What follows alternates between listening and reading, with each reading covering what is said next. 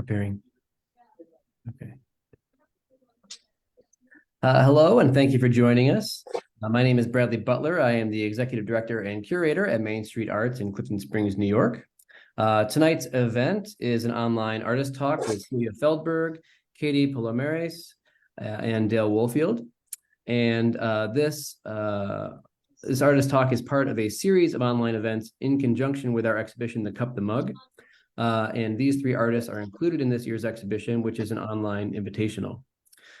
This year's show includes over 120 cups and mugs by 25 artists from 17 different states. And I'm just going to show you some of the work by these fine artists before we get into the talk portion. So first, a few cups by Celia Feldberg. So Celia was born in England and raised in Massachusetts. She earned her BFA in ceramics from the Massachusetts College of Art and Design in Boston in 2019 and makes illustrated pottery, which has been exhibited in galleries across the US. She maintains an active involvement in craft schools, where she has been a studio assistant to Ben Carter, Sunshine Cobb, Lynn Hobeika, and Allegheny Meadows. And she currently lives in Philadelphia, where she is a resident artist at the Clay Studio. Next, Katie Palomares. Katie grew up amongst the sandstone walls of northern Arizona and has had her hands deep in dirt all her life. She first fell in love with clay as a therapeutic outlet at her local community studio in Tucson, Arizona.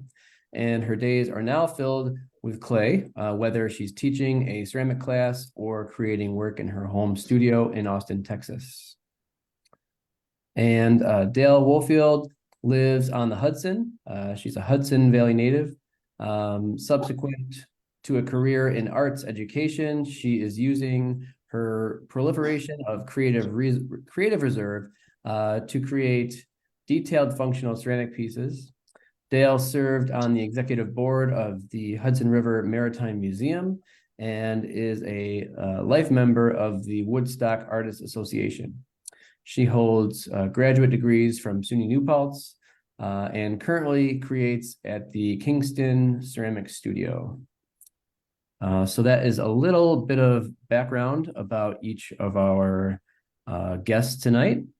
And before we get into looking at their studios and I just wanted to kind of hear a little bit more from each of them. So if you just want to share a little something else that's not in your statement with us.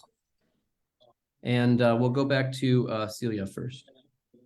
Hello. Yes. So I will share a little bit about kind of what brought me to clay and my process.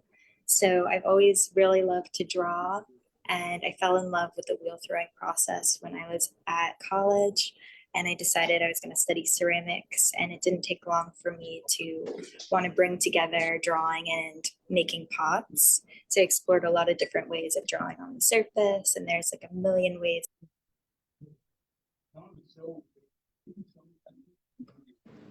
Can you hear me? Yeah. I think you can hear me. Okay, so yeah, great. I've landed on this process of drawing, which I really like. That's called sgraffito. So I use a red clay body, and then I cover everything in white slip. And I do sgraffito, which is a process of carving back through the slip. And then I color in all my drawings, and oftentimes they're like storybook narratives that I'm putting on the clay. Lots of inspiration from my daily life and things that bring me joy or comfort in some way. And I really like that. A lot of people say that my work makes them smile. Yeah, so after going to school in Boston, I had a home studio for a little bit at my parents' house in Massachusetts. And then I learned from a bunch of different craft schools, assisting people and taking workshops. A couple years ago, I moved to Philadelphia, and I just started the residency program at the Clay Studio here in September. Awesome. Well, thank you very much. And we'll look forward to, hearing a little bit more and seeing your studio shortly. And Katie, a little bit more about you. Yes, thanks. Thanks so much for having me. So I'm Katie. I'm based out of Austin, Texas. I have a different background that kind of leads me into clay. I went to school for nutrition and dietetics. So I worked there as a dietitian for about 5 years and really found clay as a hobby at my home community studio in Tucson and was just like immediately hooked. I really enjoyed the therapeutic process of growing on the wheel. And after my first class, even though it definitely has its frustrations as well, I didn't realize how much I needed that creative outlet. So I kept re-enrolling session after session and kept finding my way back into the clay classes. So upon moving out of Arizona, I took a break from my career in nutrition, found a studio to work out of because I was going crazy, and had the opportunity to start an artist residency at an art center here in Austin. I was so grateful. I wasn't necessarily looking to start a career in ceramics. I mostly just wanted it as a way to keep me happy and to make things for myself in the kitchen and my family and my friends to give as gifts. But it's grown out far beyond that, which I'm so grateful for. So the residency offered me a free studio space to work out of. And so I did that for a few years. And now I'm so grateful to have gotten to explore my creativity more, and I'm starting to get into my style and design. This year I've been really interested in doing some carving techniques on my pieces. So I think one of the pictures that was shown there, everything is hand thrown on the wheel, but then I'll let it kind of firm up a little bit and add in some carving details with wooden tools and little balls and things like that. And then I'll add some clay onto them as well to get some added texture. Big on texture, being from the desert, I just really love the feel of clay. So a lot of my pieces have exposed clay on them, which isn't for everybody, but I love that part of the process. And yeah, so I think, that's pretty much it for me. Okay, great. Yeah, I also love nice gritty textures. I'm a big fan of wood fired, soda fired stuff. So anything that's got that kind of, either that raw clay quality or that really sometimes weird, quality, I love a lot. And a lot of people that we've talked, through the couple of years when we've done these online events for this show, or just ceramic artists in general, I feel like this is the medium that clay found me. It was like I touched it, and then all of a sudden I was transported to this world where I am a ceramic artist. So it's really interesting that the way that happens. Seemingly most often with clay. I don't know if it's just the lure of it or what that just traps you. So that's a cool perspective to have from you when you work with so many different mediums or types of artists with different mediums. Yeah. Well, great. Well, thank you very much. And Dale, I'd like to tell us a little bit more about yourself. Hi, and thanks for having me here. I don't know. I went to college in the 70s as a bio major and then started taking art classes and started working with clay and loved it. And then things changed. I worked in visual merchandising for a lot of years and didn't touch clay for probably about 15 years. Then decided to get a teaching certification and taught middle school, high school for 30 years, taught ceramics for the kids. So most of the work I did was half finished or cut in half, or for the custodian or for the principal or the supply guy. But once I retired, I found a studio to work in, and I've been doing lots of carved pieces, all functional work. I like people to be able to use them. I like sets that don't match, that just looks like a family. And also the same idea of using some of the raw clay and showing the raw clay surfaces. And the other thing that I work with, and the other artist was talking about sgraffito, is lots of sgraffito, but I'm using colored engobes, and I'm discovering that certain engobes, firing cone 6, create their own satin finishes.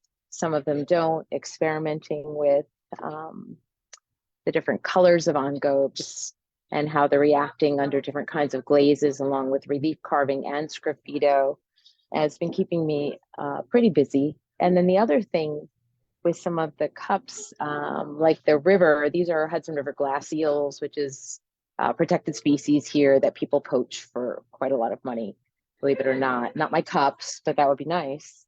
And my friend said, oh, well, we want bees. So we're taking suggestions from people and working through different ideas and lots of carving. It's been really great. I've enjoyed it, and I'm selling work at a few different holiday shows, and I have a market space in Saugerties, which has worked out really nicely for me. So it's been a nice timekeeper, especially the past few years when we had plenty of time. But thank you so much.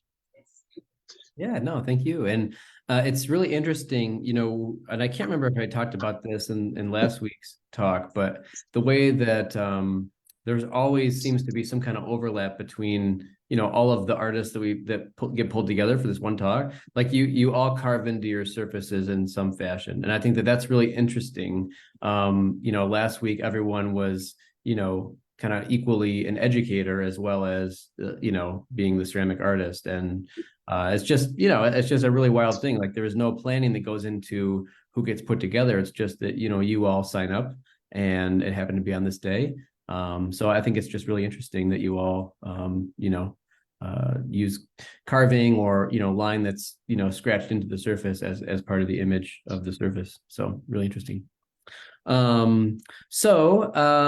Let's see, who would like to go first for the studio tour portion of tonight's entertainment? Any takers? Katie looks like, okay, I see a hand up maybe. Okay.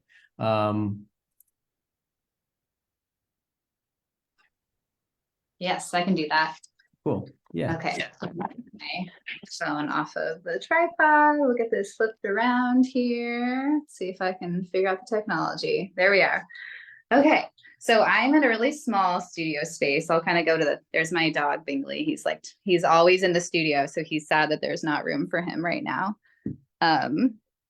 But I'll go from the front here. So I have my studio is in my spare bedroom of our house. So it's about like a 10 by 10 space, but I've made the most of it.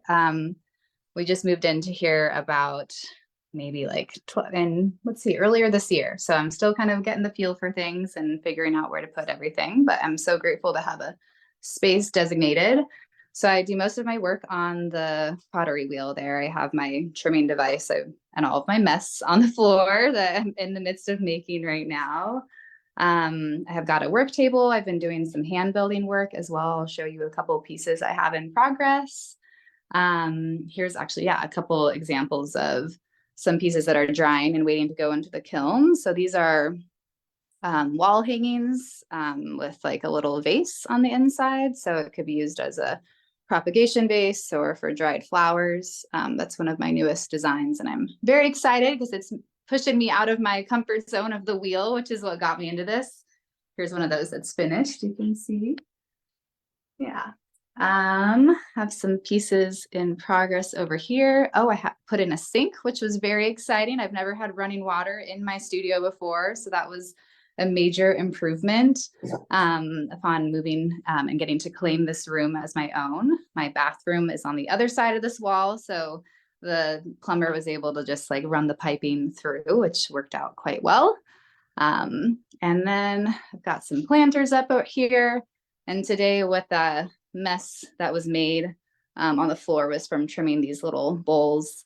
They're meant to be copitas, which are for drinking mezcal, but people use them for lots of different things when they buy them, but they're my good kind of like gift giving item for the holidays.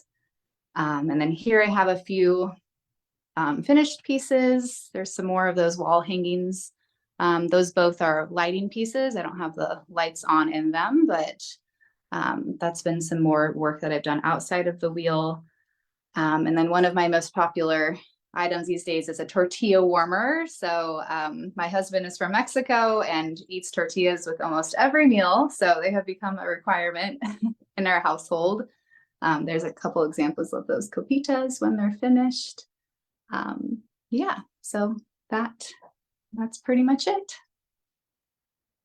Oh, that's great. And it's, as you were talking, and we saw the, those wall pieces and then the tortilla, warmers too, is it, made me think, this show focuses on cups and mugs, obviously, the name, the cup and mug. But it's, we're only ever seeing, the artist's work specific to that. So it's interesting to see, what else, even if we get just a little glimpse into it, it's interesting to see, but would you say that are cups kind of like the bigger focus for your production, or are other, forms and items equally, Yeah.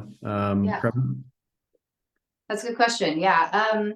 I'd say cups seem to be, I go away halfway on what I want to make and then halfway on what sells, right? I got to make a living out of this. So, and it does seem like things that people can drink out of tend to do quite well. I think people really enjoy having that kind of morning moment where they can pick their favorite or their mug of the day. So I've kind of, this year was my goal to make some new designs, as I've been doing a lot of older or kind of repetition of some pieces that I designed a few years ago. But I give for myself, I like to make other things, because I think that's like that's what got me into pottery. It was like, oh my gosh, the options are endless of what I can create. So, and sometimes those catch on to other people feel the same way, and they're like, yeah, I do need a tortilla warmer. Or maybe they're not as excited about it as I am, and that's okay. I get to have it for my house. So yeah, a little bit of half and half. Yeah. No, I mean, everyone should have a tortilla warmer for sure. I mean, if I could eat, tortillas every single day, I definitely would. So, and I think it's interesting, cups are, the entry into art collecting. I think is a really great way to think about that, because it's a unique piece. And it's generally more affordable, and you get to hold it right up to your face when you interact with it. So I mean, that's a great thing. So and it's an addictive thing. So once you start buying them, you just can't stop yourself. So that's what we hope everyone does. Absolutely.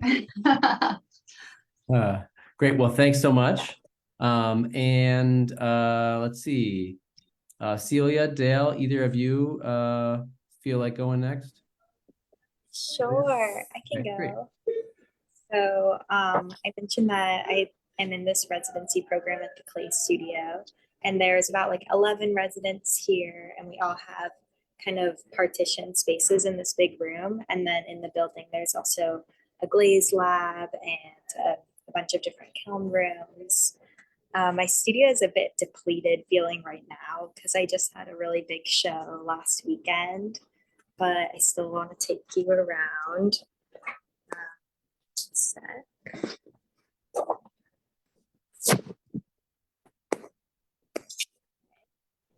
So this is what my space looks like. This is my partner.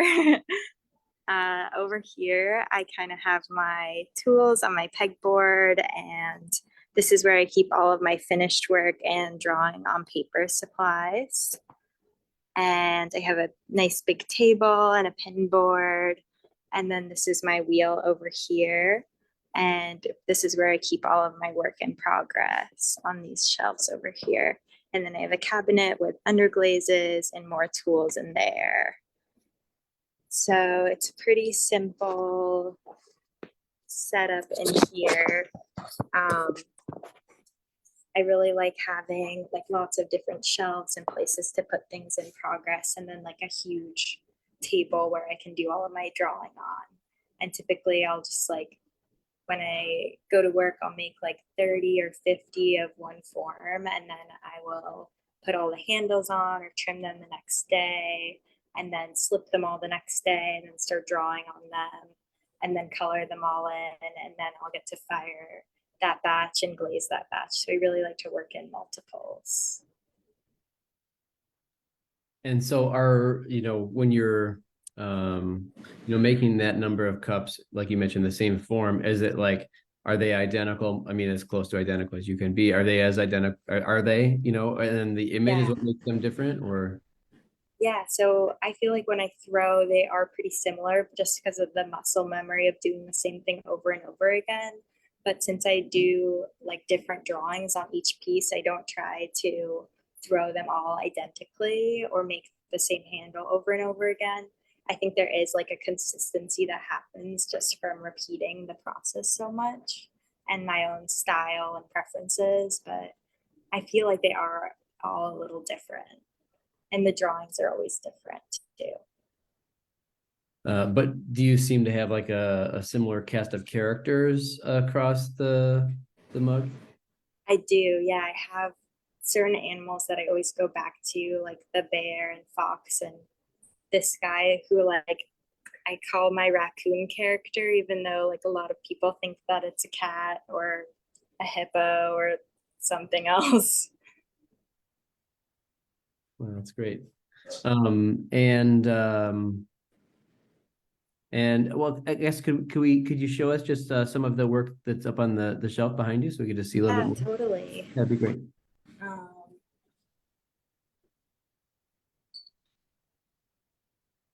just grab a couple Yeah. things. So these are something new that I just started making, these little sugar jars. And I've made creamers to go with them, and that's been really fun to make sets of pieces. These jars I made a little while ago, and I kind of sculpted the drawing out in 3D to go on the lid. We have drawings all over the sides too. Got one more thing.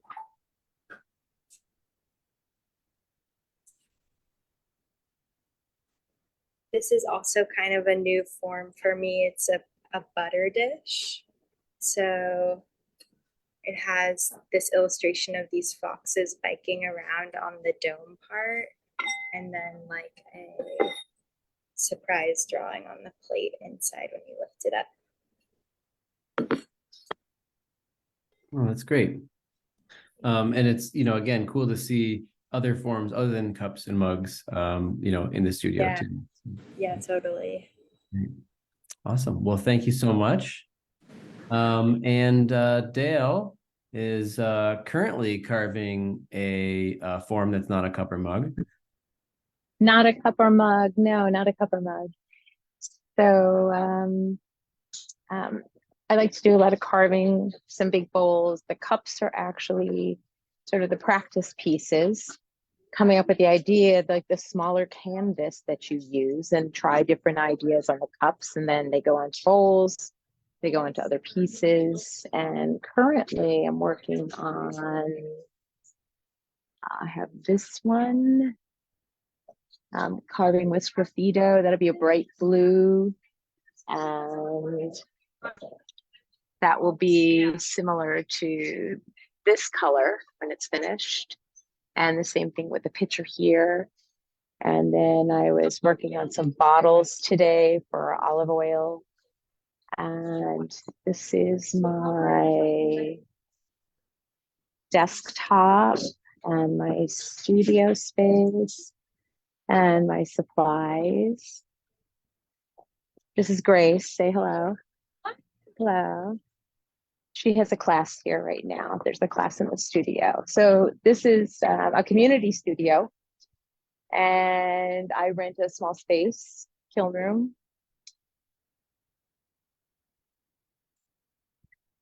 Glazeware organized by heights. Makes life easier for everybody here. This square. Workspace. Unpaid pots.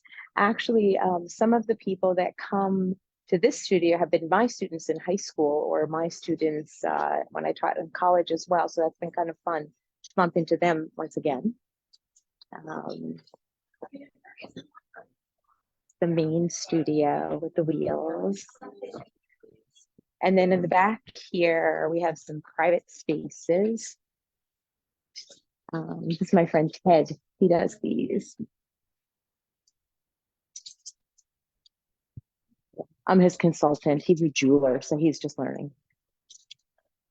Anyway. This is Peaceful. Say hi, Peaceful. Hey, how you doing? He does great work too. So it's a really nice studio to work in.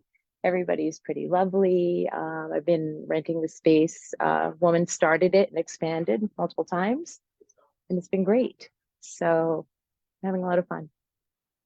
Yeah, it's cool. It's really cool to see, especially that much of the, community space, because, ceramics, pottery, I mean, it is a very community oriented medium.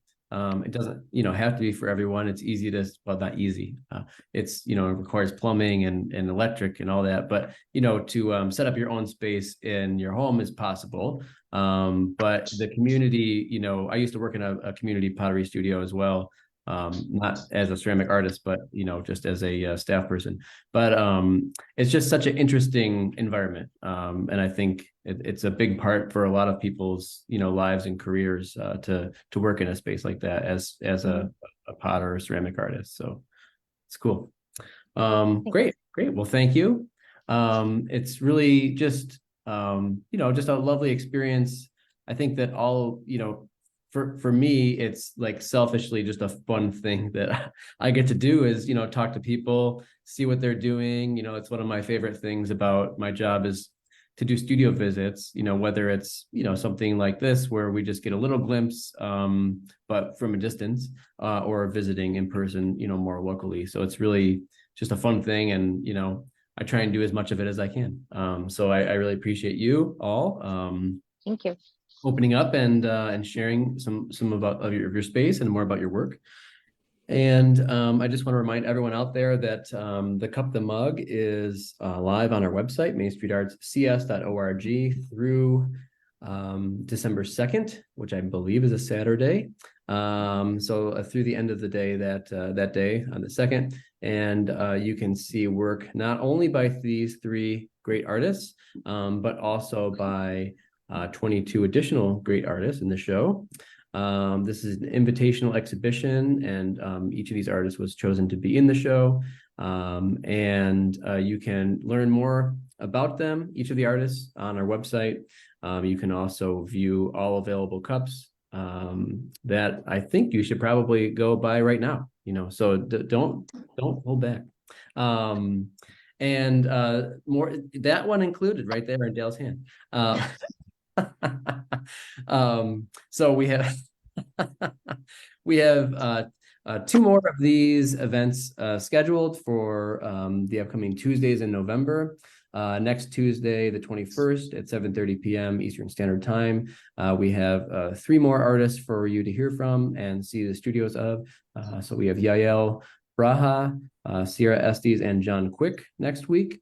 And that'll be in the same place that you're viewing this right now. So, and